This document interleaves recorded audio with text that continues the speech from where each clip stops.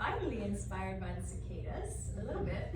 But we also had eclipse, so there was a lunar eclipse 2 weeks ago, the solar eclipse last week, and then summer solstice is next week. So I just really have this sense of cycling and rhythms, and also with the cycling and rhythms of the planets, that idea of alignment. So we're gonna work on what we'll call our axial alignment, so that's our inner alignment.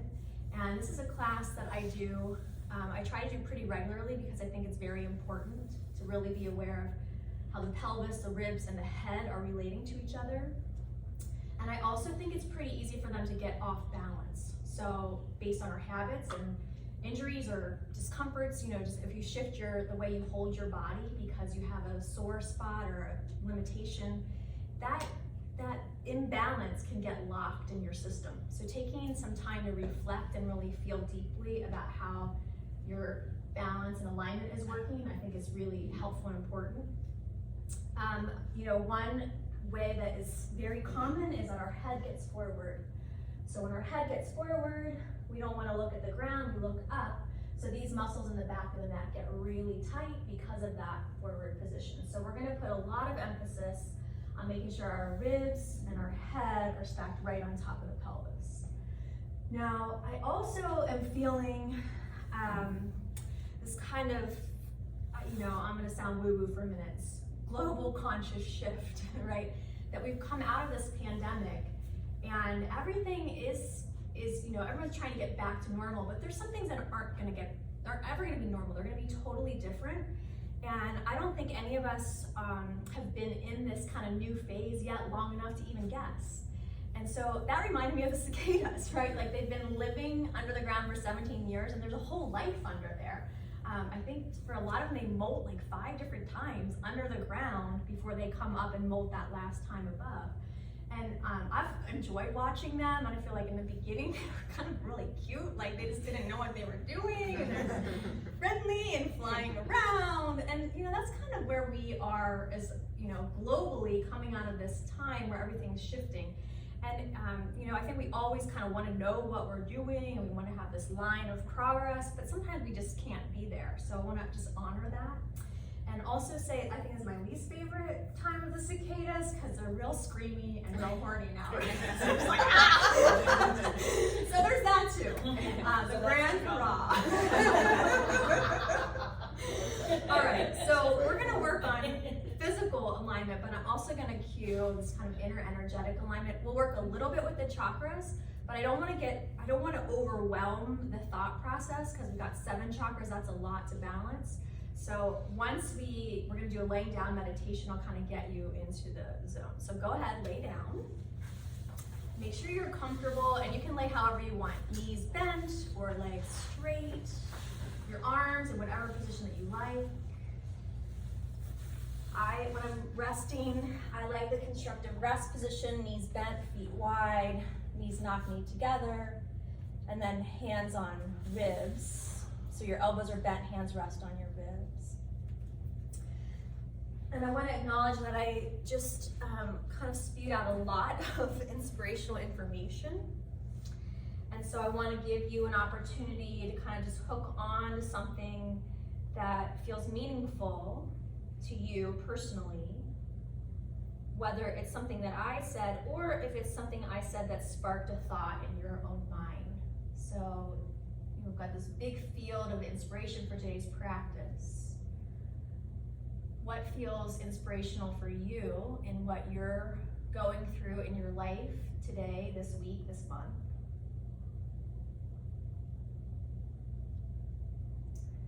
And then give yourself a moment for your mind to clear as much as it can in the moment. And we have more than a few meditation techniques to help center, calm, clear the mind. So you might simply focus on your breath, the flow of your breath.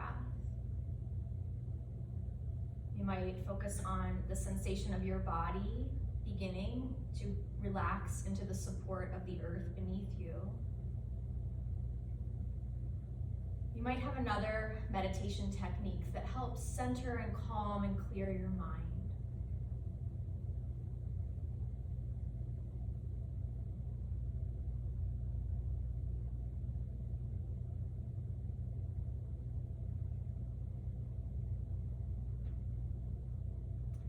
you begin to feel your pelvis as a part of your body into which your legs insert. You can think of your, what we call the axial skeleton, your spine and your ribs all the way up to your skull, the central axis aspect of your being, on which the pelvis, the rib cage, and the head, the skull, align. You might know that you have certain imbalances in those three aspects in your body. Some of us have archier or flatter spines. Some of us might have forward head position, a head tilt, one side shoulder naturally a little higher. None of those things are bad things, although at times they can become excessive. And so today we're looking just to cultivate a greater sense of inner dynamic balance. And then just a brief overview of the energy centers, the chakras. So in the bowl of your pelvis, you have 1 and 2, which are really about you as an individual. And then in your belly area, in line with your lumbar spine, you have chakra 3, which is a bridge point. It's about your personal power, but also your ability to collaborate, to coordinate, to cooperate. In the center of your rib cage, you have your heart. This energy center is about connection, about how we connect to the world through our arms and hands and hearts. Another bridge point is in the throat. And then in the crown of your head, in the center of your skull, is the Ajna chakra 6. And above the crown of your head, 7. And these 2 chakras are with the mind energy, our capacity for understanding, and our capacity to integrate all the aspects of our beingness. So again, we'll pay special attention today to pelvis, our personal capacity, our individuality, our body, our space, our ribs or heart, our ability to connect, and then our skull, our mind, our ability to see, to hear, to understand, to integrate.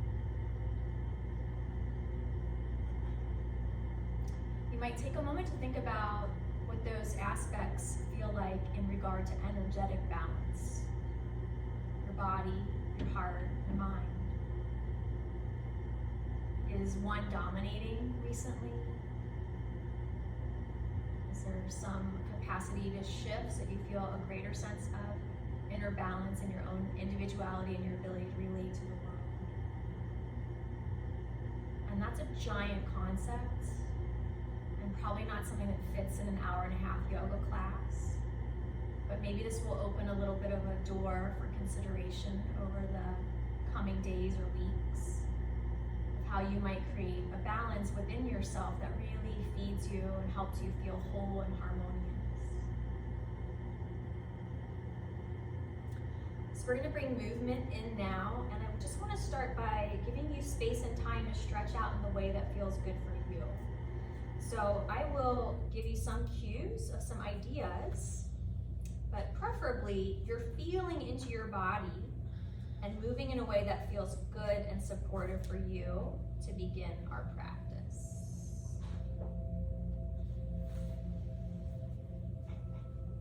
You might stretch your arms overhead and your legs down long. You might hug your knees into your chest. You might rock and roll. You might stretch your legs towards the ceiling.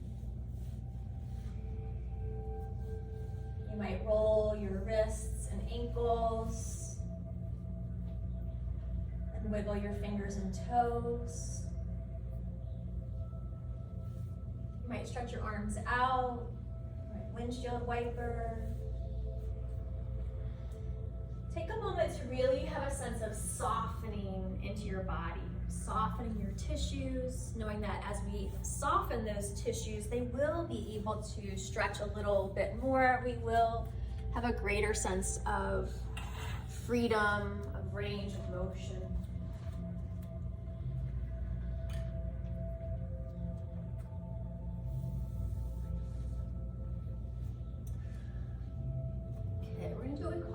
Mummy arms together now. So stretch your legs out straight with your feet flexed. And your feet can be either together or hip distance apart, but you don't want them to be too much wider.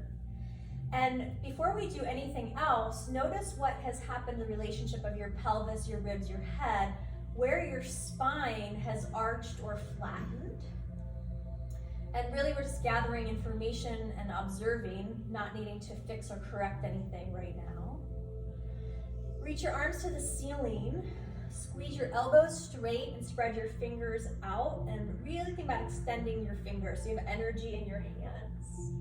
With your elbows straight, hug your low belly back just a little bit so that you're bracing the relationship of your pelvis and your ribs.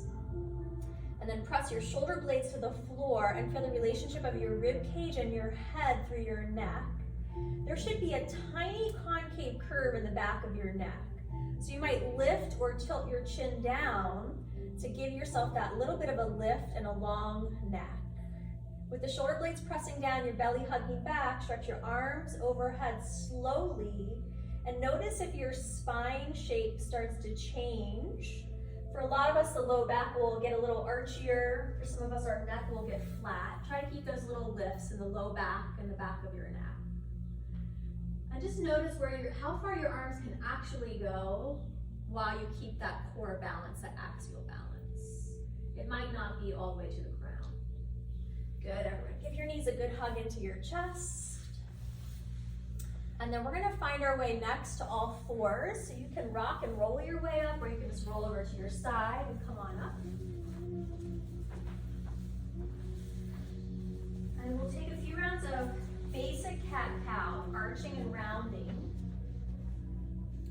Again, with the idea to feel the relationship between your pelvis, your ribs, and your head. And you can think about the energy that's held there, body, heart, and mind.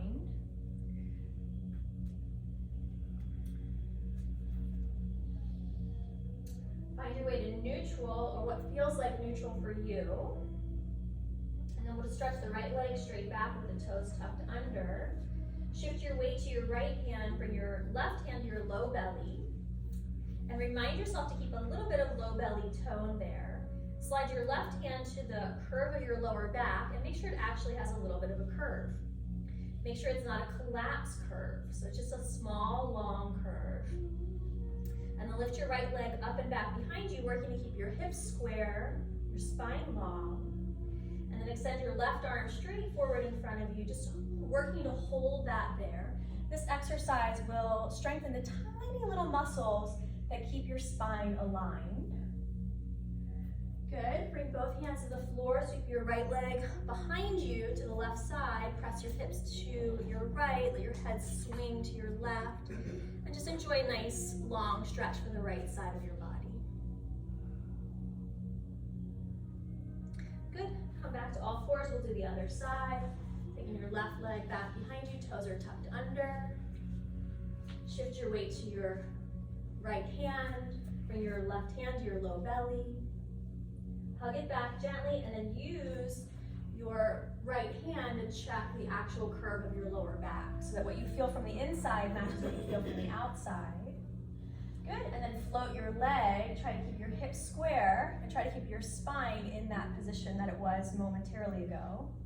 And then you can extend your right arm forward and you're holding here. So for a lot of us, the top of the rib cage, the bottom of the rib cage and the top of the pelvis might want to dip towards the floor. So you're going to keep them gently lifted, maintain that neutral balance between pelvis, ribs, and head. Having a strong spine will support your head too. Good, release. Just take a few moments to move any way you like in all fours. So, thank you. Take your left foot behind.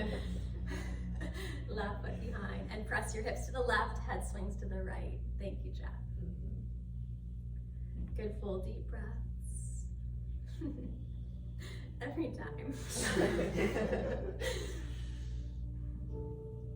Not about Jeff. Every time I put a pose and I didn't plan, I forget. Okay, come back. Okay, now, cat-cow creatively, just moving however you like. And I super appreciate someone keeping me on track. I was already doing it.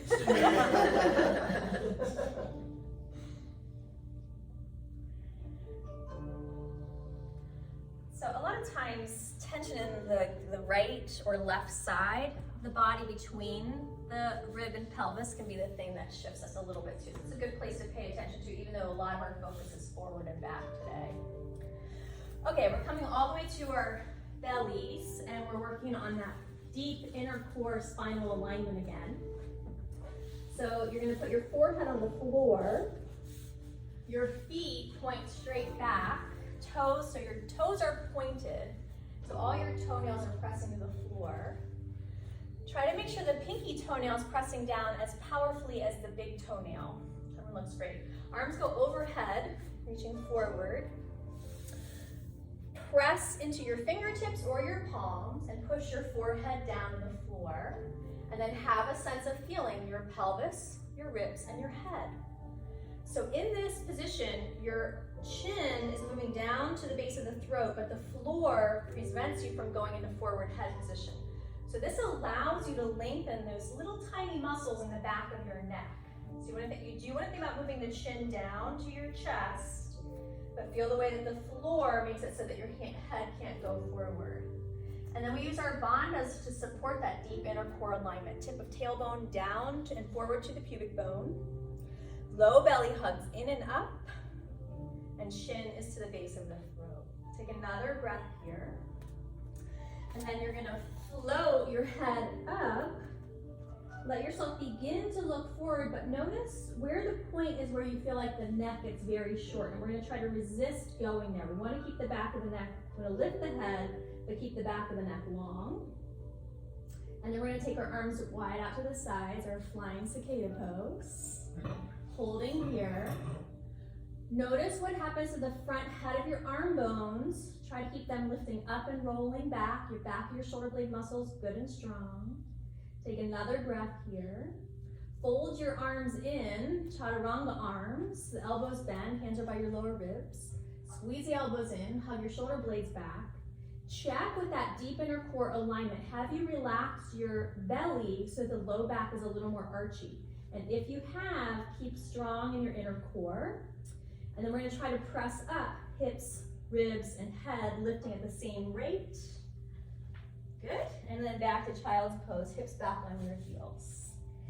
A couple of good, full deep breaths there in your child's pose.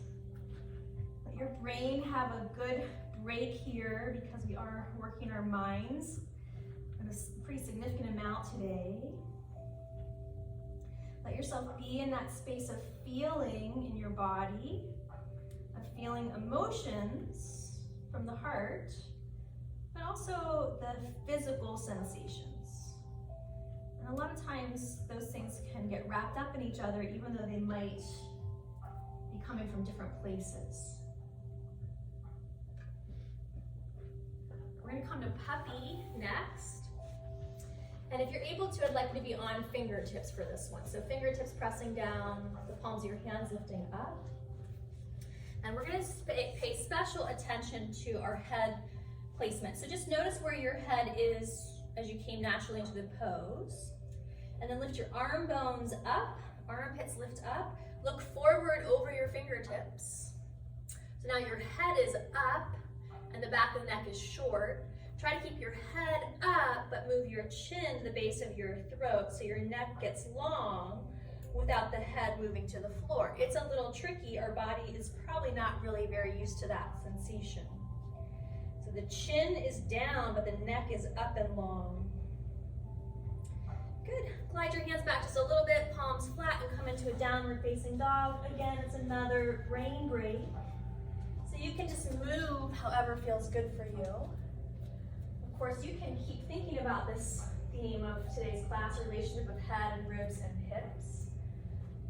But it's fine to take a little break from that too and just be in that space of feeling. I feel like that often is where inspiration kind of weaves in. When the light of the mind dims a little bit, inner light of intuition and insight can shine a little brighter. At the end of your next exhale, walk or hop your feet to your hands. And just in your own way, come all the way up standing tall. Arms reach up overhead at the top. And then exhale, let your hands rest together in front of your heart. Close your eyes. Let your hands rest up against your sternum so you have a sense of your hands touching your sternum, pressing in towards your heart. You have a sense of your outer body and your inner body. Allow yourself to adjust your feet so you have a very comfortable stance. And we don't have to worry too much about what the alignment in quotation marks should be. Just let yourself stand in a way that feels good to you. And with your exhale, bow forward, look at your toes, just observe without critique. And then inhale, sweep your arms up overhead, let your head rise as your arms go up, and exhale, sweep your arms down whatever direction you like, to the sides or to the front. And a few rounds just like that, breathing and stretching, just feeling into your body, letting your mind rest a little bit into the movement and flow of your body and your breath. And the next time your arms come up, we'll keep them up. And then let the palms press together, bring your hands back together in front of your heart. Okay, now a little more specific alignment. Make sure that you feel like your feet are very symmetrical when you look down at them. And sitting bone or inner hip distance apart. Try to lift for a moment your toes and spread them out. Feel how that activates your arches. Try to keep your arches lifting and then let your toes relax back down. Now, when we bend forward, it places our hips in their really ideal position where this greater trochanter, the top of your hip bone, is lined up over this ankle bone. So I'm going to try to keep that, try not to let your hips go forward. Interlace your fingers, press your palms forward. Squeeze your elbows. And then we also want to watch that the ribs and pelvis like to open up, so keep them just hugging gently towards each other. With straight elbows, press your arm bones back, shake out your head, and have that sense of aligning head over ribs, over hips, over ankles. And then begin to take your arms up overhead and just watch for the point when you feel challenged and where you might collapse, and try not to let yourself collapse. Are you breathing? Now release the tension. Let yourself arch if you need to, and take your arms a little higher overhead, and we'll just rock out side to side in whatever way feels good for you. And you can turn the side to side motion into a little wobble or wiggle or twirl, feeling in to this axial core of your body, your pelvis, your ribs, your head. Feel the muscles that coordinate all those bones, and feel the relationship of your center all the way down to your feet and up to your fingers. Good, release your hands, just let yourself open up naturally and organically. It doesn't have to be perfect. And exhale, waterfall all the way down. Keep your knees bent, let your head hang loose. Walk your feet a little wider. And then just take a moment here to think about softening your torso, your spine, your heart, your head towards the earth.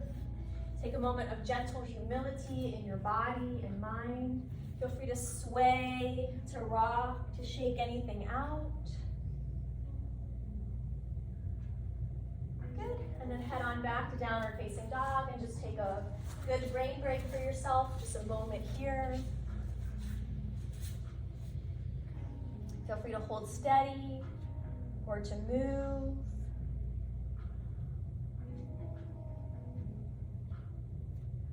Good. Come on down to your knees so that once again we're coming into puppy, where our hips are over our knees, but our arms are significantly forward. Tuck your toes under and raise your hands and your feet to the floor. And then you're going to hinge forward to a knee plank, as far as you can go without your hips collapsing towards the earth. Your hands are probably going to still feel pretty far in front of you for a moment. Keep your low belly strong so you're maintaining that alignment of pelvis and ribs. And now pay attention to your head. Lift your head up, let it move back, look forward. Your neck can fold initially.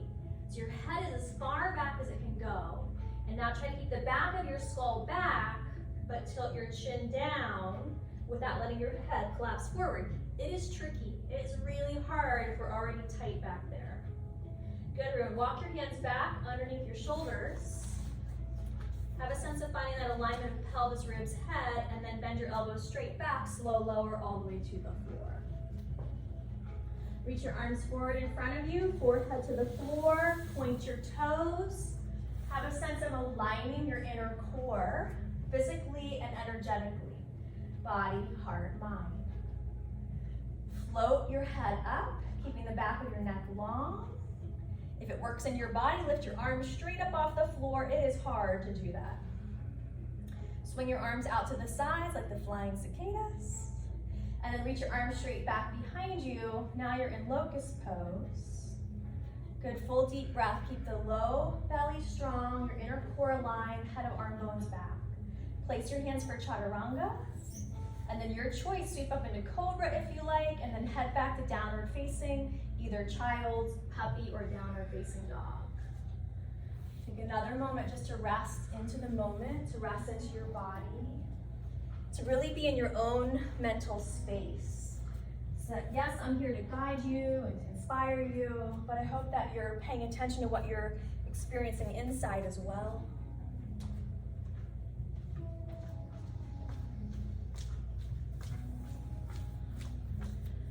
We're gonna walk or hop feet to hands. And inhale, come all the way standing tall, arms reach up overhead. Exhale, let your hands rest together in front of your heart, close your eyes. Let your arms drop to your sides. And have a sense of feeling your posture from the inside out. Feel and allow yourself to adapt your feet. Notice the tension that you're holding in your body. Feet, legs, butt, belly, upper torso, shoulders, arms, neck and head. Let your knees soften a tiny little bit. For most people, that will shift you back into your heels and ankles just a little bit more.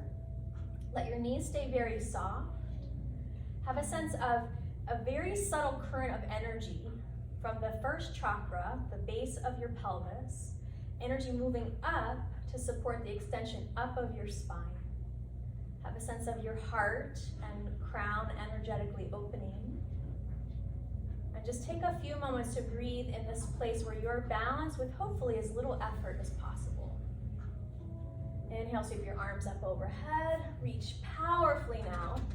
And then turn your palms out and press your arms out and away. Your shoulders a good roll. And head and neck. Alrighty, we're gonna go to the wall. So Allie, I'll have you come here, and then Missy, you can go to that kind of that corner. You don't need your mat. You don't need your mat. Well, you might want it, but I'll just wait. I'll just let you wait and see if you want it. First thing, we don't need it. Okay, so we're doing mummy arms at the wall. So you're gonna place your heels near the wall, your hips against the wall. Depending on how much butt you have, your heels may or may not touch. So if you have a more bulbous butt, your heels won't touch. If you have a flat butt, your heels will probably touch. And then lean your upper body back and lean your skull against the wall.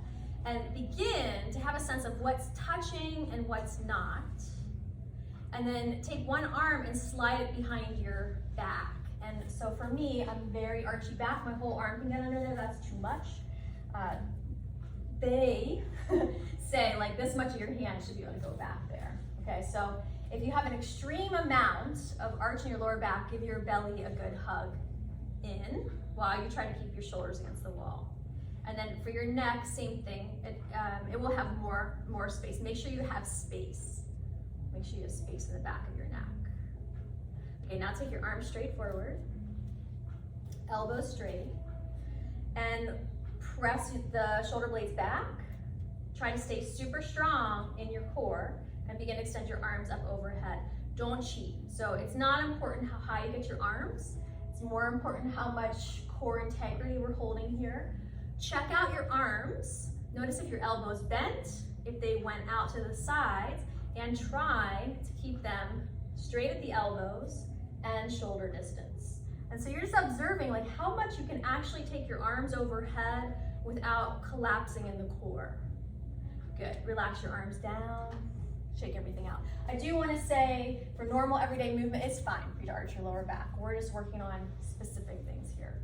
Okay, we're gonna turn around and do wall dog. So hands are going to about hip height. It doesn't have to be perfect. And then you're walking your feet back so you've got an L shape from legs to torso. And we're gonna get into really detailed alignment in the curves of the spine. So your feet can be slightly wider for hip distance than just hip distance apart if you're tight in your body. If you're extra flexible, I would keep them hip distance. Bend your knees significantly forward while still keeping your heels on the ground. Lift your head up as high as you're comfortable to do so and look over your fingertips. So you are working those upper back and neck muscles by lifting up against gravity. This will also increase the curve in your lower back and the back of your neck. Now, begin to stretch your legs towards straight, keeping your head up. Keep your head up and start to stretch your legs towards straight until you feel your low back lose its gentle concave curve. Sarah, you have just a little extra, so you can hug your belly back a little bit more. Now, keeping the back of your skull up, let your chin begin to move towards the base of your throat. So again, it's real tricky. Imagine you've got a little string in the back of your skull, the base of the skull where the spine meets the head. And now your eyes are looking down, and your chin is coming to the base of your throat. Think about keeping the neck long, so you're extending through the crown of your head. And now, if you're not already there, now move your head so that your ears line up with your arms. So Sarah, you can let your head go down more, even a little more, yeah. Good, everyone. Now, push into the wall really powerfully, push into the floor powerfully, and stretch your spine as long as you can. Good, come all the way up standing tall. We're gonna take waiter pose next. So we're taking the right arm out to the right, palm turns up to the ceiling. Your hand is at shoulder height and the elbow has a tiny bend. Think about how much core work you did in mummy arms, and you're gonna maintain that as you turn your feet to the left, turn your whole body gently to the left. Try to keep the right shoulder, have the arm bone moving back and down. Notice the tendency of hips or ribs or head to push forward. And instead, try to keep that sense of alignment where head aligns over ribs, over hips, over ankles. Take another deep breath and stretch a little more powerfully through your arms so you feel a really good chest and shoulder stretch. And then reach your arms straight up to the ceiling and take it out in front of you. Use your left hand to hold your right wrist and turn to your right. Try to press your right shoulder down away from your ear. Think about maintaining that core integrity and turn your head as far to the right as it feels good for you in order to work your neck muscles. Have a sense of your inner alignment, pelvis, ribs, head, but also right and left sides too. Good, relax your right arm down, roll it out, roll out your shoulder and your head and your neck. And then we'll take waiter pose on the other side. Left arm is coming out, palm face up, little bend in the elbow. Begin to turn to your right. With that right arm, I like to put it on my hip or on the wall, so it's kind of braced a little bit. I can work more on the center and not worry about the arm. Have a sense, is anything leaning forward?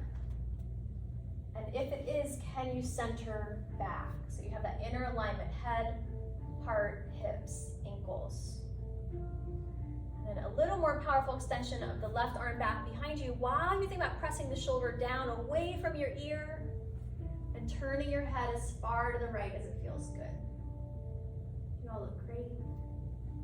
Good, and then sweep your left arm up to the ceiling and bring it out in front of you. Right hand holds the left wrist. And then begin to turn your body back towards the wall. So you're pulling your left arm across your chest, but you're trying to rotate your chest back so that your sternum faces straight forward to the wall. And then turn your head as far to the left as it might feel good in your body. Full deep breaths in and out. Okay, good. And release your arm down, give your shoulder a good roll, your head and your neck. And we actually do need our strap for this next exercise. You can come back and grab that. I'm short. I like to fold mine in half so I don't have too many tails to deal with. Okay, this next exercise, we're going to do Parsvottanasana, pyramid.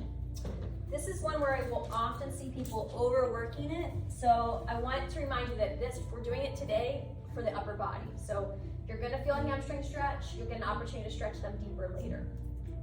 We're going to face the wall with our right foot forward and our left foot back, and you need to make sure you have enough room to fold.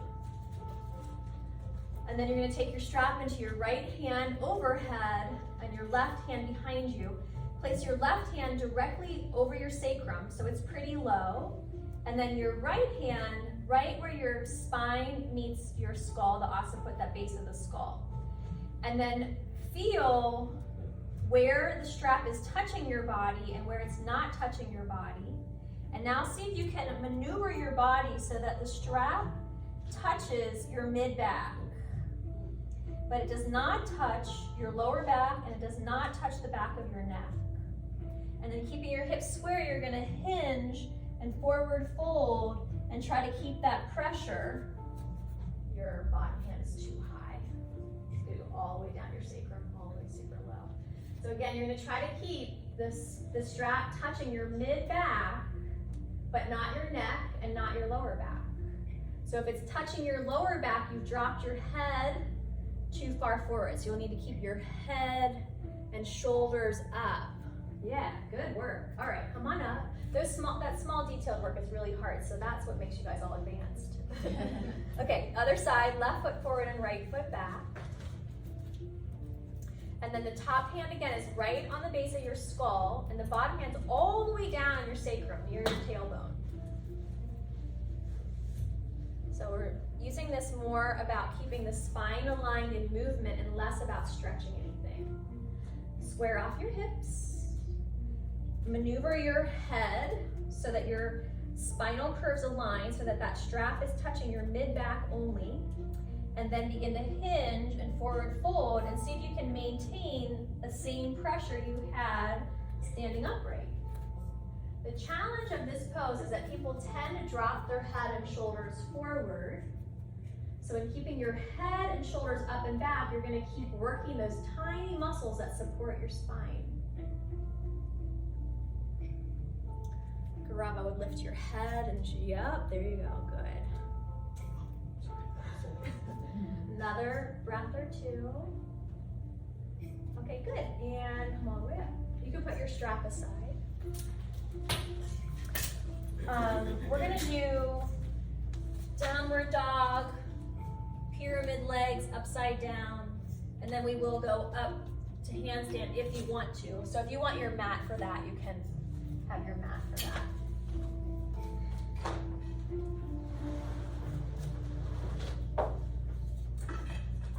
Okay, so the part one is for the pelvis. So we're going to come to downward dog.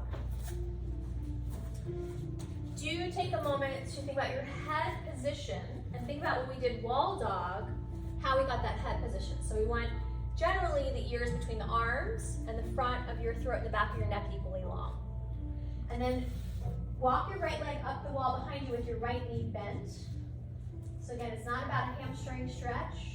It's about keeping your hips good and square to start.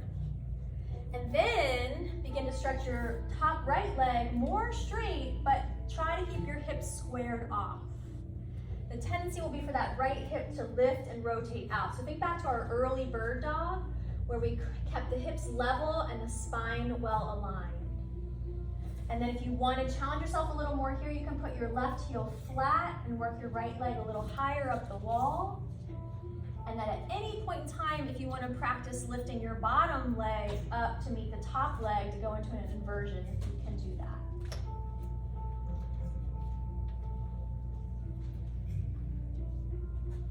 Good, and then when you're ready, come down and take a rest, either in a standing forward fold or on your knees. Just take a couple breaths here.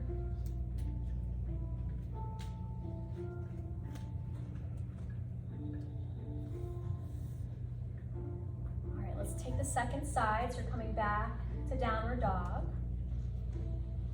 Make sure your hands are well grounded, your arms are straight at the elbows. That helps us not collapse. And then with hips squared off, take your left leg up and back behind you with your knee bent to start. I like you have the knee bent to start because you're able to get the pelvis more even from right to left there. And then keeping your pelvis even from right to left, then begin to re-extend the leg a little higher up the wall. So there's a little bit of, you're resisting yourself. You're trying to keep the hips square as you extend the leg up. And then if you want to, you can start to work in a little deeper, stretching the legs farther apart, and then maybe lifting the bottom leg to meet the top leg. Have a sense of your head position upside down. Sometimes some of us will tuck our chin too far into the chest, and sometimes we'll lift it too far forward. So have a sense of keeping your neck long in the front and the back. Okay, good. Come take a break.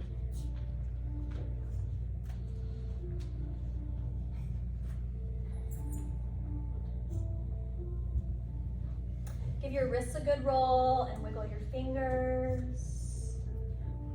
You might focus a little bit more on the rolling your fists in towards the elbow creases to stretch that back of the wrist. Okay, this is a big maybe if pose. So maybe if you feel comfortable, you will come up to the handstand and practice little baby walking, and maybe practice walking closer to the wall and then back out. Now, I want to acknowledge there is a tipping point where if you get too vertical, you're likely to tip over that way. So, keeping a little bit of a 30-degree angle here, I would recommend. In a minute, you'll have an opportunity to kick up where your back is to the wall, so the wall would prevent you from tipping all the way. Okay, so we're doing a little bit of inversion work. I'm going to talk you through that second handstand in a minute.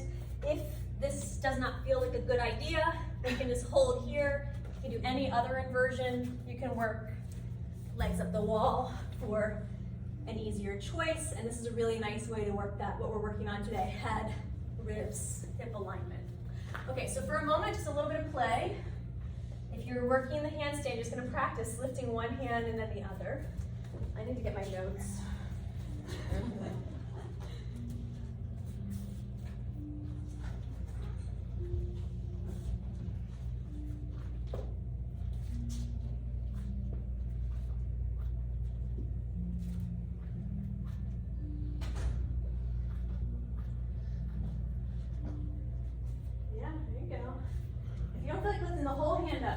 Heels of your hand up.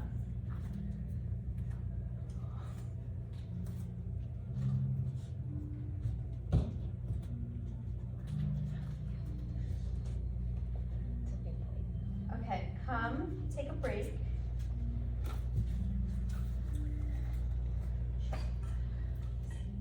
So when people kick up to handstand, I feel like a lot of times we're kind of in this range where maybe you're 6 to 8 inches away. And so most people will kind of banana back to get up into it, and then we practice holding in that arch shape, which is really actually hard to hold for an extended amount of time, right? So being upside down, you're gonna be able to balance better if you have hands, head, ribs, hips, feet. But as we can see, that's hard for a lot of us. Most of us, when we try to take the arms overhead with a strong core, get to about here. So if you feel confident, comfortable kicking up, the challenge is to kick up with your fingertips all the way against the wall. That means as you kick up, you're gonna have to tuck your chin into your chest, and then you're working to find that back body alignment that we were looking for here.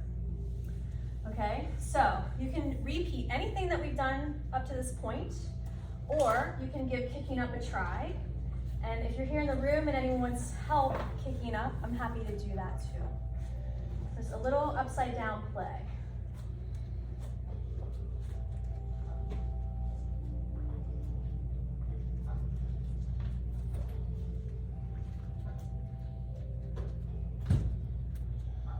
Remember, if you're doing the one where you're close to the wall, you're going to tuck your chin into your chest as you're going up. And that will let you get your spine more, oh yeah, there you go, more long. Rob, good job. Look at your garage, yeah, there you go. To learn it, I think it's better if you look down. Just keep your elbows real straight.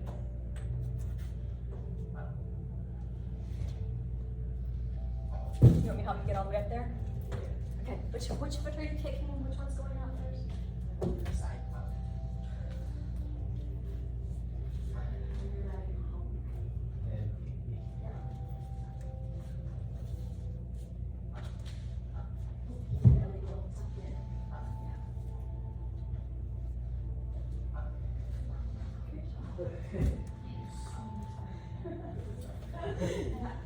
Okay, we're going to come back to the center of the room.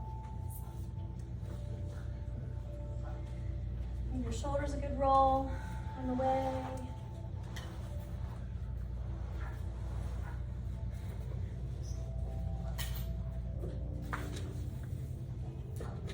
Okay, we've got a little more upper body work to do. Not too much more, a little bit. We're going to come stand at the front of our mats. Close your eyes. Allow yourself to, feel the increase of energy for having challenged yourself, the inner warmth, the intensified tone of the muscles. And as quickly as possible, let yourself think about cooling back down and kind of floating into that alignment where your skeleton is aligned in a way that supports you with as little effort as possible through your muscles.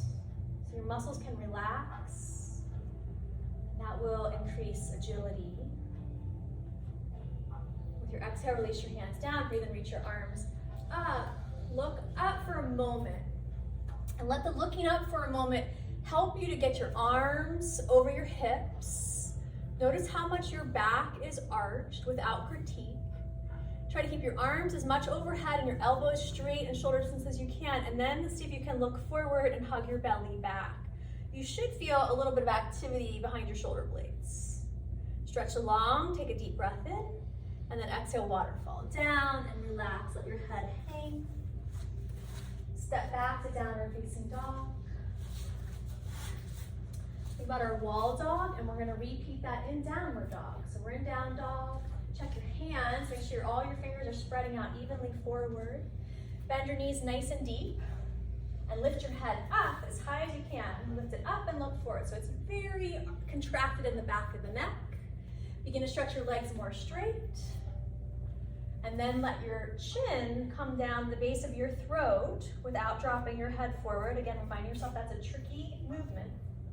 And then find your head in line of your arms, ears inside the arms. Good. Exhale, hinge forward to plank of choice. So on your feet or your knees. And find that sense of inner alignment, pelvis, ribs, head. Energetically symbolic of individuality, body, heart, ability to connect, and your mind integrates it all. Exhale, slow lower in the way that you like. You can hover in chaturanga if you want. Inhale, sweep forward and up to cobra or upward dog. And then come all the way back down onto your belly. Let your head rest to one side. You can stack your arms to support it if you like. Take a sweet, soft breath so that you're moving back into a field of sensitivity. Let your head turn to the other side. Good. Okay, so I just want to remind you before we do this next exercise, very commonly as a yoga teacher, I'll see people in cobra like this, or up dog like this, where the back of the neck is really short. And sometimes the shoulders are forward, not always, but we're gonna try to keep the back of the neck very long. We move to cobra and up dog. So begin with chaturanga hands in line with low ribs, forehead on the floor. Hug your elbows in towards each other, your shoulders up and back. Engage your bandhas to support your inner core alignment. Tailbone down, low belly in and up, back of neck is long. And then begin to glide your energy and your body forward. And begin to curl your shoulders up and back. Let the curling movement start from the shoulders. Then begin to lift your head. Keep the back of your neck long. The higher your torso lifts, the more you can look forward. But if your torso is pretty low, your eyes might be looking down at the ground. Let the curling action happen behind your heart and let the energy extend up naturally through the back of your neck. Take a good, sweet, deep breath there. Beautiful. Release. Head back to any downward facing position of choice, child's puppy or downward dog. A couple of soft, sweet, deep breaths there. Let your head relax down towards the floor in this posture so the back of the neck can naturally lengthen. And think about your lower jaw softening down and forward. Good. Please find your way all the way back to the front of your mat in a standing forward fold. Knees can be bent or straight there. And in the way that you like, come standing tall, arms reach up overhead. And exhale, your hands rest either together in front of your heart or at your sides. Take a good, full, sweet, deep breath. And with your next exhale, let your eyes gently open up. Okay, we're gonna take a clasp behind the back. So if this is easy for you and you can keep your shoulder blades back, we'll choose that one. But you can also use your strap. So be less concerned about how tight your clasp is and more concerned about how broad you keep your upper chest, collarbones wide, shoulder blades back. Take your feet a little wider than hip distance apart. Inhale, lift up through your side bodies, through the crown of your head. Have a sense of your body alignment if your hands are clasped. Actually, everyone, if you have a clasp or strap, you might lift your arms up and back behind you a little bit more to feel that extension, a stretch across the top of your chest. And then bend your knees and from your hips, hinge and forward fold. Let your head hang down. You can stretch your legs a little more straight if you like. And as you're softening, have a sense of relationship of head and ribs and hips. And if we have really tight hamstrings and it's hard to fold from the hips, it might benefit us to keep the back of the skull lifting a little bit forward and up so the neck can stay nice and long. Good. If you're using a strap, release it. Step on back to downward facing dog. Just take a brief moment to review your alignment for your core and your head, rib, and hip alignment. Hinge back forward to plank of choice. Find that inner alignment. Slow lower all the way to your belly. You can hover in chaturanga if you want. Good. And then we're going to take Shalabhasana, locust pose, either with a clasp or with your strap, just like you did standing. If you're clasping fingers, put the other thumb, forefinger on top. Keeping your forehead on the floor for a moment, have a sense of that deep axial spine alignment, like literally your spine balancing. Tip of tailbone anchors it, low belly hugging in supports it, and your head is in proper position. And then lift up through your torso, curl from your shoulder blades first, and then begin to lift your eyes slightly forward, but only to the point where you're not over shortening the back of your neck. About sending energy from through the crown, the top of your head. Soften your jaw and your heart into the support of the work that your upper back is doing for you here. Good. Release and rest your head to one side again.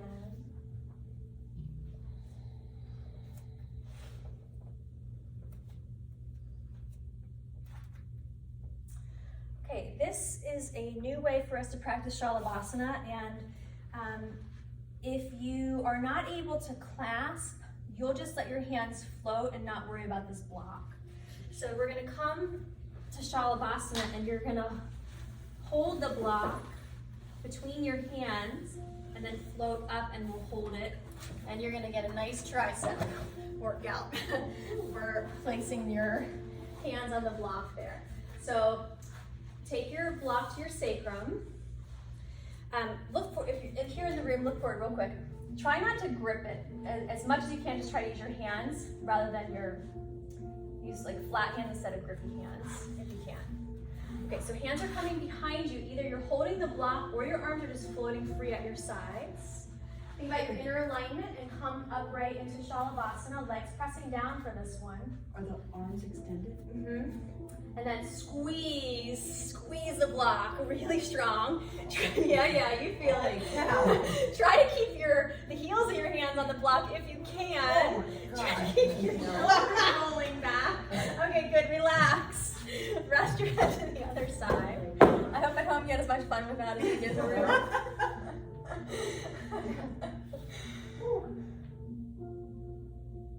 Okay, we're just doing one more. We're doing it the same way, one more time. Oh, goody. So as you're ready, get set up. You know what's coming now. And when you're ready, come on up. So that you'll just get the opportunity to tone those muscles, the back of your arm, the back of your shoulder blades, the middle of your back. Working the torso up, the neck long. Another breath or two. Good, and release. I wasn't around. breathing. Jeff, we could probably do it with like the foam roller. Okay, head on back. Blocks with the instructor. Head on back to child's pose for a moment. Tell how tight I am.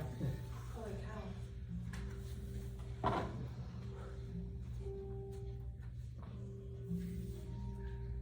All right, we're gonna come to low lunge. Feel free to pad your knee. We'll have the left knee back and the right foot forward.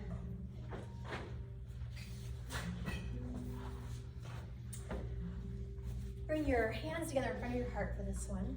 Think about our squaring of the hips action and hugging of the belly gently back as you hinge forward. Reach your arms up. Allow yourself to begin to arch with a sense of not holding that balance perfectly, but keeping it kind of in check, soft boundaries. Bring your right hand behind your head, let your left hand hold the right elbow, press your right shoulder back, your arm bone back, and lean gently to your left. A little bit of a stretch for that tricep that we just worked. Take another breath here. And then we're gonna come to twisted lunge however you like. So we've not done a lot of prep work. You might come into a more open belly twist, left hand on the floor. You can go to prayer twist if you like, left elbow outside the right knee. Make this your own, so you can stay with the back knee grounded or you can float the foot. If you love a different arm position, you can take it. So we can be as basic as keeping the left hand on the floor, the right arm to the sky, but you have room and time to be a little more expansive if you choose.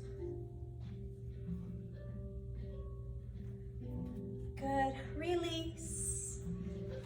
Take it back to downward dog just for a moment to neutralize the two sides. Come back to your knees and step your left foot forward. Start in the upright position, where your torso is over your back knee so you can square your hips better. Hold that inner core strong and hinge forward. Arms sweep up and do allow yourself to arch. Let your belly expand forward, but make sure your lower back doesn't collapse. Bend your left arm behind you, right hand, left elbow, and try to press the whole arm back. And then lean gently to your right. Find your breath. Keep your chin gently lifted. Relax your jaw. Good. And then release into your twist of choice. And you have time to start real gentle, easy, basic, and then to expand more if you like.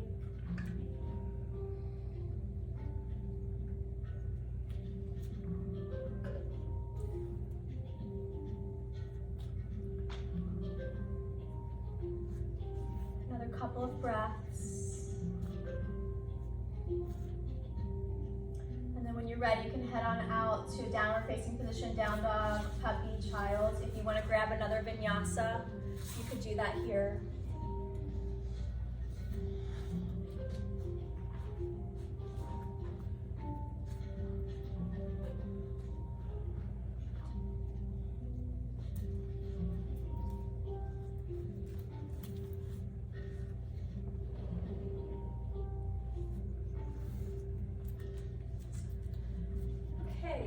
We're going to step the right foot forward to a lunge and then spiral up to warrior two.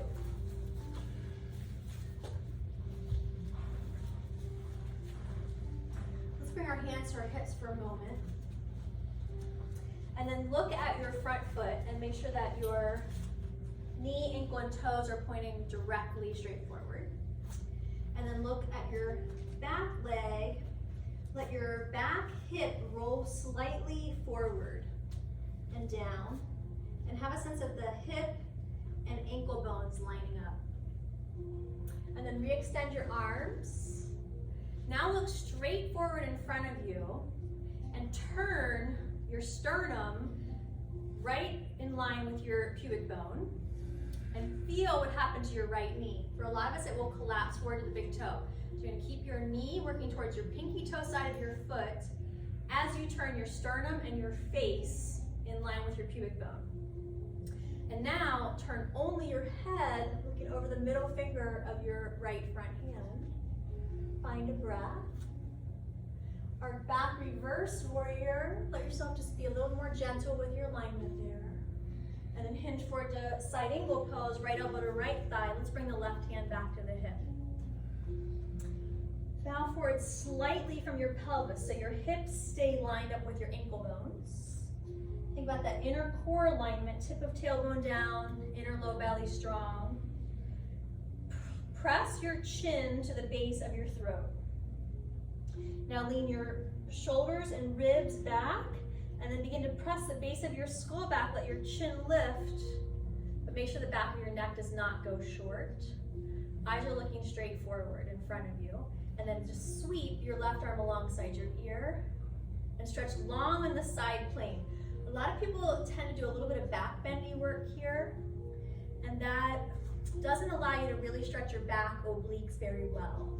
So really want to think about being in the side plane here, knowing that it's normal for the lower back to have a tiny little arch. We don't want it to be overly flat. Good, we're going to release down, step back to all fours or downward dog. Just take a moment to be neutral. And then step your left foot forward and spiral your way up to warrior two.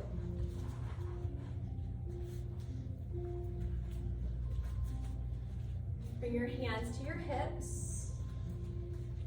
Look at your front foot and find your alignment there. Knee over ankle over middle, 3 toes. And then look at your back hip and leg and make sure that hip and ankle are lined up. This time we're going to take our arms straight up to the ceiling and look up with a sense of working to find alignment of your pubic bone, your sternum, and your chin. And then open your palms. Palms are turned open to the sky, arms open wide. Keep the head of the arm bones rolling back. Look over the middle finger of your front hand. And then try to roll your palms down while you keep your shoulder blades back. Think about extending your arms wide away from each other, stretching not just your chest, but between your shoulder blades too. And then sweep back, reverse warrior. Hinge forward, side angle, left elbow to left thigh, right hand on your hip. That sequence again, bowing forward, placing your hips to align with your ankles. Engage your bandhas, tip of tailbone forward to the pubic bone, low belly back, chin to the base of your throat. And then begin to glide your shoulders back, your rib cage back, and then float your head up and back, keeping the back of the neck long. Sweep your arm alongside your ear, eyes look forward.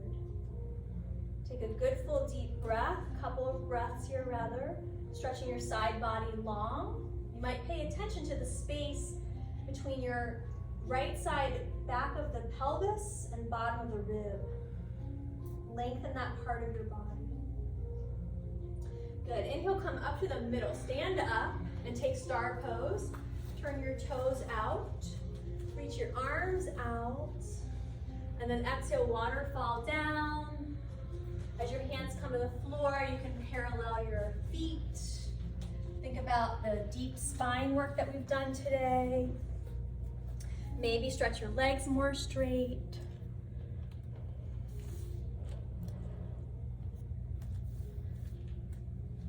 And then come all the way up, standing tall. And just because I think the other view is prettier in the room, let's turn back around and face the windows. You might not notice. All right, we're gonna go to triangle. So turn your right toes forward and your left toes in. Okay, so your pelvis is like at a 45-degree angle. So it is a little turned forward, but we're gonna try to keep our eyes straight forward. Okay, so like your front foot is turned all the way out, the pelvis is kind of turned halfway out, and then your eyes are gonna be like 90 degrees to your foot. Okay, that's what we're looking for here. Reach your arms up, look up. Think about your pelvis rotation, allowing the pelvis to be a little rotated towards your front foot. Open your arms wide. Keep your shoulders rolling back. Turn your palms down. We're still standing upright. Look straight forward. Have a sense of the sides of your neck even. And you're going to try to hold that. From your pelvis, lean forward and start to tilt, trying not to arch to the ground. Yeah, good. You can bring your right hand to your right shin or ankle or floor or block. Extend your top arm up to the ceiling. It might help you to close your eyes to feel the alignment of your pelvis, your ribs, and your head. Making sure that you're not rounding to the right, but you're rather hinging from your hips to the right so your spine stays long, not curved. Okay, good. Everybody come on up. And turn your feet to the other side.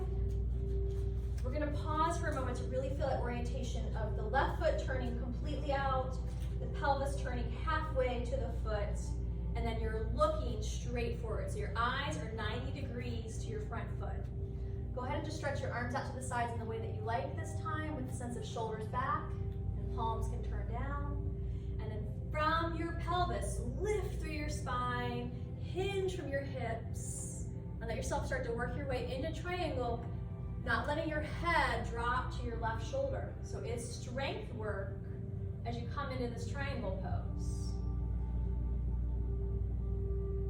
Have a sense of feeling the two sides of your body and thinking about keeping the left shoulder quadrant slightly lifting up to the ceiling so that you don't collapse to the floor. Good, come all the way up. We're going back to triangle on the first side. Right toes turn out, left toes turn in.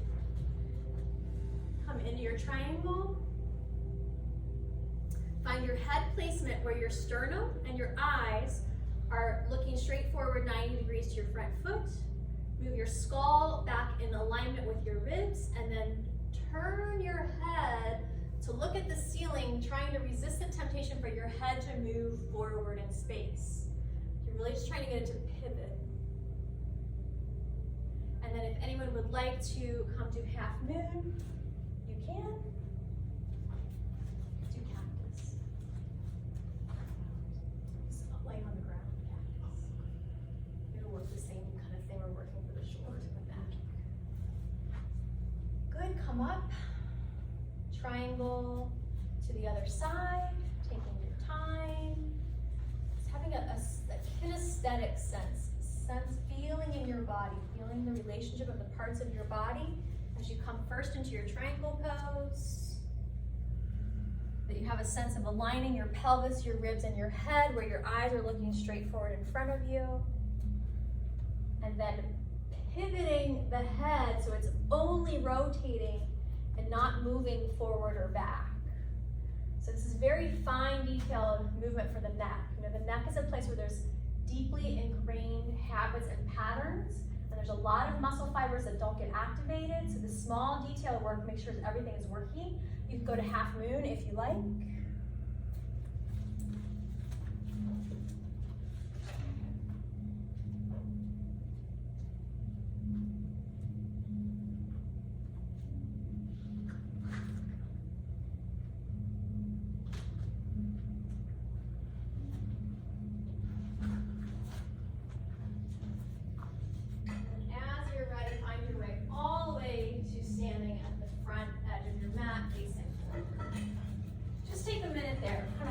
Squiggle, work out. We've done a lot of really fine detailed control work for these tiny muscles of the spine, neck, rotator cuff today. We're going to come next to Malasana and then to Bakasana for those that wish to. So squat to crow. Feet wider than your hip distance apart. Feet angling more forward than out. From your hips, hinge and squat. So you can just come to a half squat if you have knee issues and hold this. This will build quad strength without straining your knees. If you're comfortable to come fully down, you can. If you like working arm balances, this is your opportunity. If you don't know that pose, I would just hang out and squat.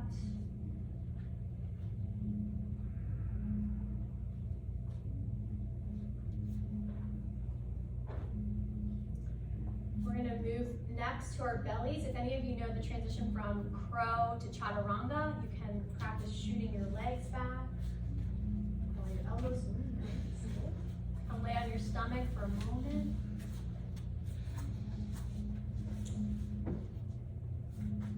Nice. Okay, we're going to do our chaturanga from the ground up exercise. This would be the last hard thing. And if you can't do arm balancing yet, this is how you build the skills to be able to arm balance. So you take your chaturanga arms, hands are in line with your low ribs. Squeeze the elbows in tight, forehead to the floor. You're going to keep your forehead down. With your shoulders pulling to the ceiling, lift your belly and your ribs, hover, hold there, and then maybe float your head where you're not doing a push-up.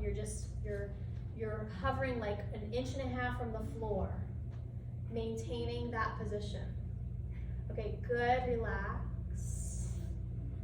If that was not feeling impossible, you just practice it again, and it's okay if you don't actually move. You feel your muscles working, that's building strength.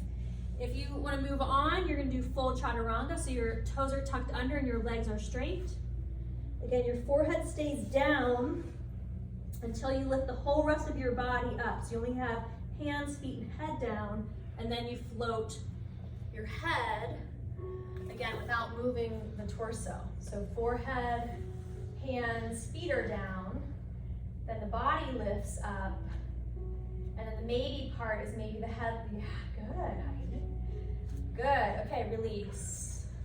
That action where your elbows are bent back and your chest is forward is almost all the arm balances. So that's how you can build strength for that pose. All right, to stretch it out, let's come to Shalabhasana. If you love my new block one, you can repeat it again. Otherwise, come to Shalabhasana as you like. Maybe lift your legs up this time if you want to. Work down into the lower back part of your body. If you're lifting your legs, try to keep them straight at the knees. Good, release, rest. All right, now we're in the stretchy part. So come on up to Sphinx. Cross your left arm in front of you. Bend your right knee, stretching out your quads. Let your eyes be soft to the floor. Your breath deep and full. Letting the intensity of the practice go way down.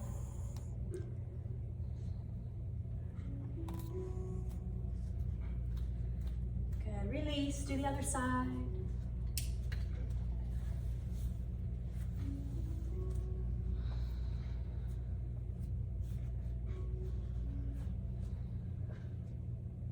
So that gentle lengthening through the front core of the body, your psoas, your quadriceps. a good time to let your belly start to soften a little bit here, unless you need that extra tone so that your lower back doesn't overarch. Good, release. If you're a fan of bow pose, we're really well warmed up for that, so you can come into bow pose. If you don't like that pose, you can just jump ahead to laying on your back. We're all going to laying on our backs here in a moment. So take a bow if you like, otherwise just head to your back. And when you feel like you've been in bow pose long enough, go ahead and head to your back.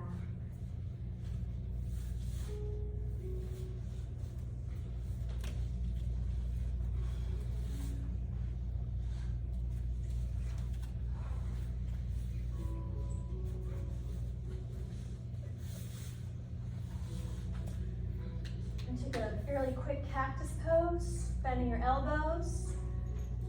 Float your feet with your knees bent.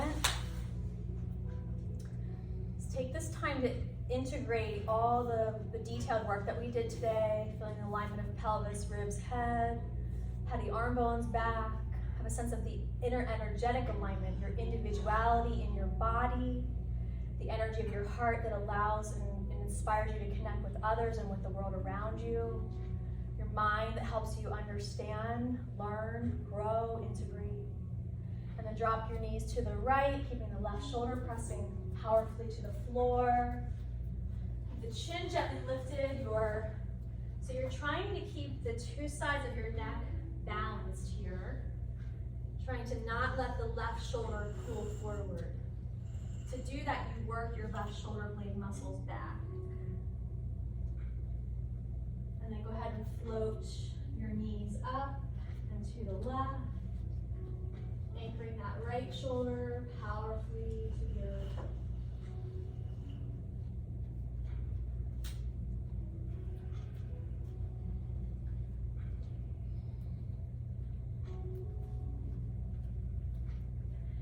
Bring your knees to the center. Squeeze your elbows in next to the sides of your rib cage. Bring your feet to the floor. Come into bridge pose.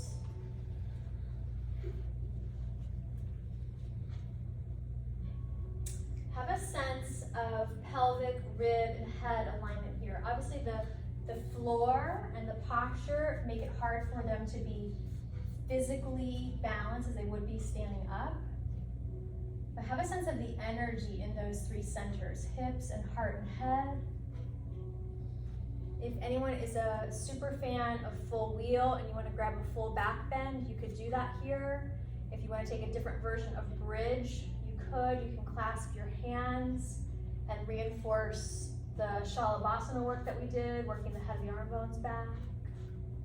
So let's take another moment or two in your back bend of choice. And then as you're ready, release out of the posture and stretch your body nice and long. Arms overhead, legs down long. Feeling for that axial alignment, the true deep inner core alignment of your spine that protects your nervous system. Remembering the cord of nerves that's running from your brain to your body, from your body back to your brain. Feeling the wholeness of your being and good relationship, some inner balance.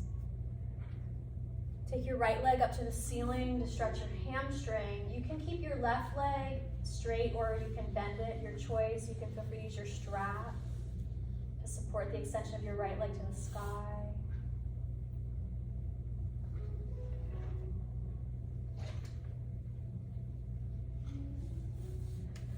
We're gonna move the right leg out to the right. So you can hold onto the back of your knee if it's challenging to reach your foot and support your leg and its transition out to the right. If you're not using a strap, if you're using your hand to support the leg, once it goes out to the right, you might shift to the inner knee and kind of just support it on its lift up in the direction of your right ear and then down to the floor.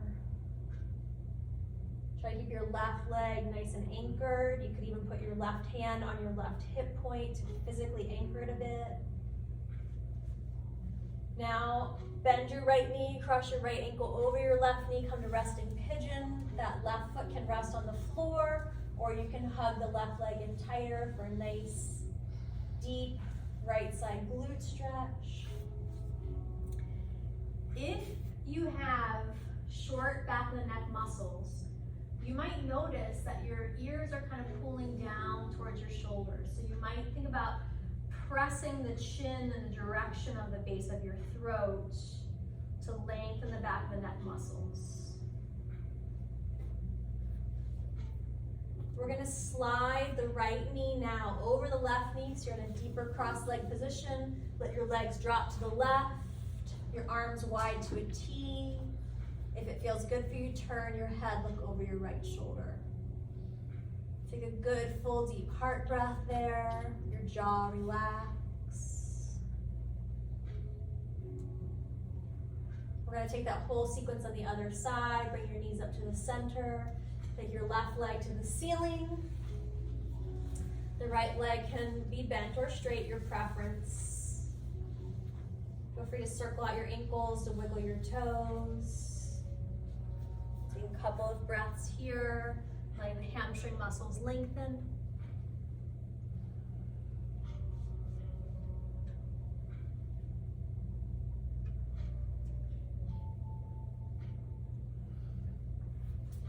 Glide your left leg to the left, releasing the left inner thigh, using as much support with your hands or the strap as it feels good.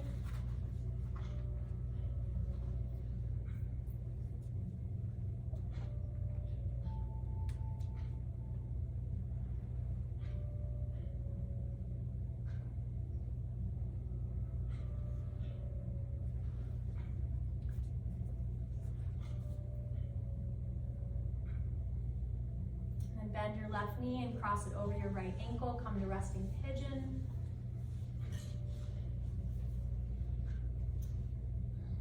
Just finding the variations of each pose that feel best for you. Good full deep breaths.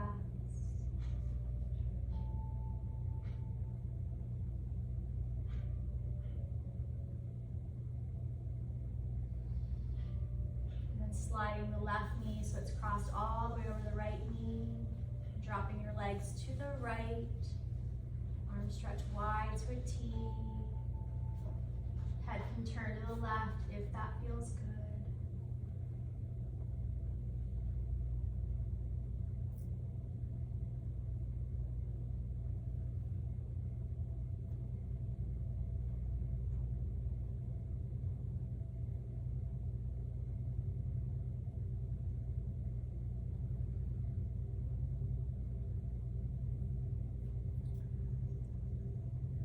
Gently engage core, coming back to the center. Stretch both legs up to the sky. From there, take any other position or movement that you might like. As simple as giving your knees a hug into your chest.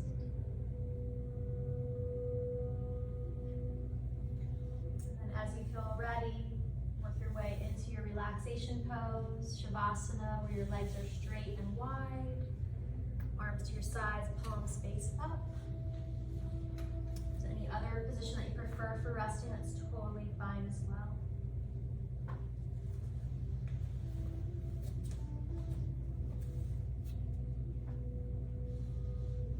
Might just do one more check-in with your physical alignment through the spine, your body, heart, your mind. Give yourself the opportunity to, as much as you can, just let your consciousness drop out of concern about your physical space. So your mind might kind of curl in and go to sleep on itself. But you might have the kind of mind that expands into a field of insight and symbolism too, like dreams.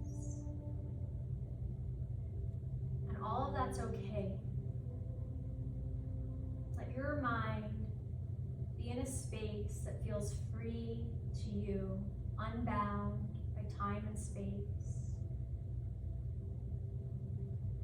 if your mind wanders into a loop that feels uncomfortable or tiring, anchor it back to the present moment. Bring it back to a state of balance, calmness. You might focus on your breath, but you might have that sense of really just feeling the presence in your body as well. Feeling the energy of you that is your body, but expands beyond your body too.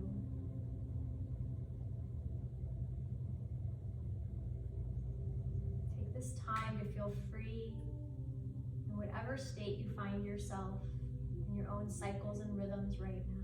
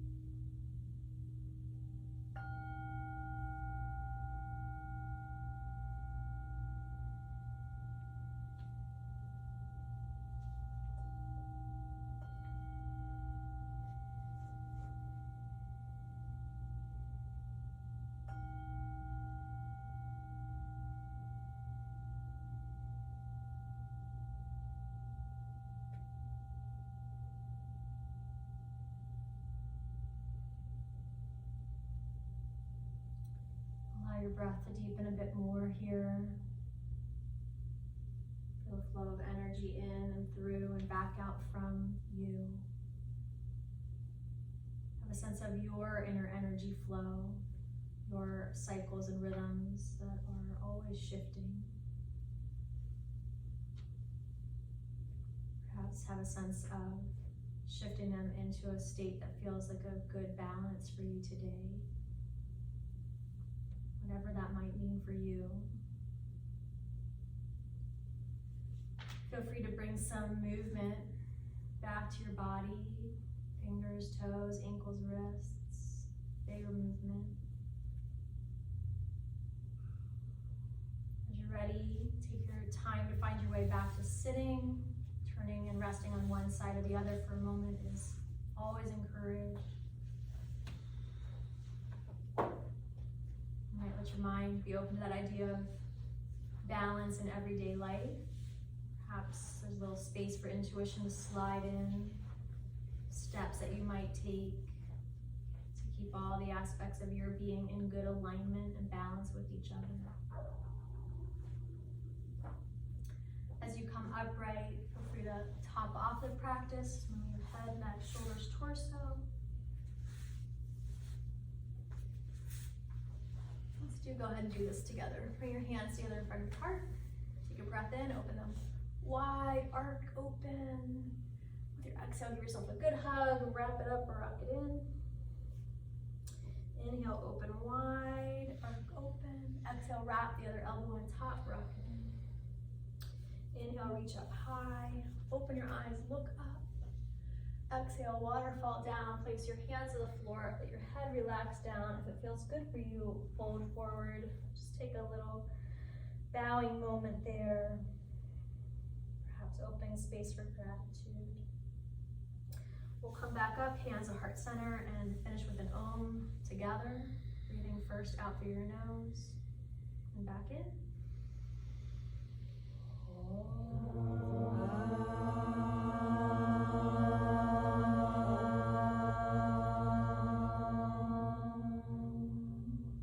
Full deep breath. Bowing your head once again to heart. And with your exhale, gently releasing your hands, opening your eyes. Alrighty, I'm giving you a smile. You give a smile to everybody else in the room. I hope you all have a great day.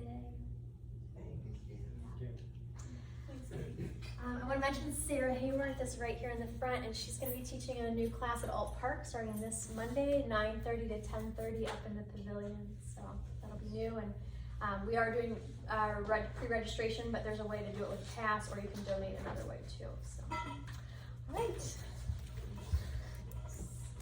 Saturdays.